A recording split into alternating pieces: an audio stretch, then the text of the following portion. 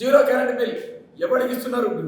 రానటువంటి zero current బిల్లులు కూడా నియోజకవర్గంలో ఉన్నటువంటి ప్రతి ఒక్కరిని కూడా మేము తీసుకొచ్చి వేల్పూర్ చౌరస్తా వేల్పూర్లో గ్రామంలో మేము రెడీగా ఉంటాం. 17వ తారీఖు 10 గంటలకు మేము రెడీగా ఉంటాం. మోహన్ రెడ్డి ఖబర్దార్, ఇంకోసారి నువ్వు నీ స్థాయి వార్డు నెంబర్కు ఎక్కువ, సర్పంచ్కు తక్కువ. నువ్వు ప్రశాంత్ రెడ్డి గారిని విమర్శించే స్థాయి నీది కాదు. ప్రశాంత్ రెడ్డి గారు 3 సార్లు ఎమ్మెల్యేగా గెలిచారు.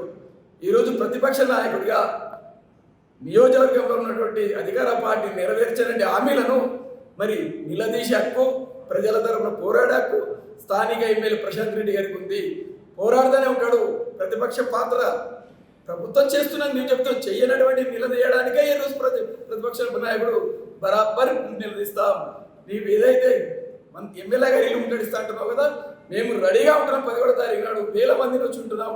మీరు ఖబర్దార్. కాబట్టి ఇంకొకసారి మీరు చెప్పినటువంటి దొంగ హామీలను నెరవేర్చలేక ప్రజలు తప్పుదో పట్టిస్తున్నారు. మీరు ప్రజలకు మీరు ఇచ్చినటువంటి హామీలు నెరవేర్చలేరు మీరు.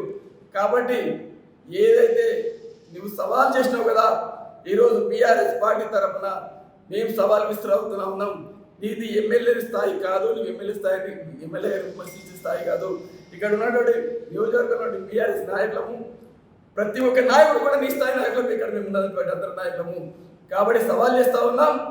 నువ్వు ఏదైతే తీసుకొని వస్తా కలిపి బాధితులు అని చెప్పేసి అందరికి 100% ఇచ్చామని చెప్తున్నావో 100% ఇచ్చినట్టు నువ్వు నిరూపిస్తే మేము రాజకీయ నుంచి తప్పుకుంటాం.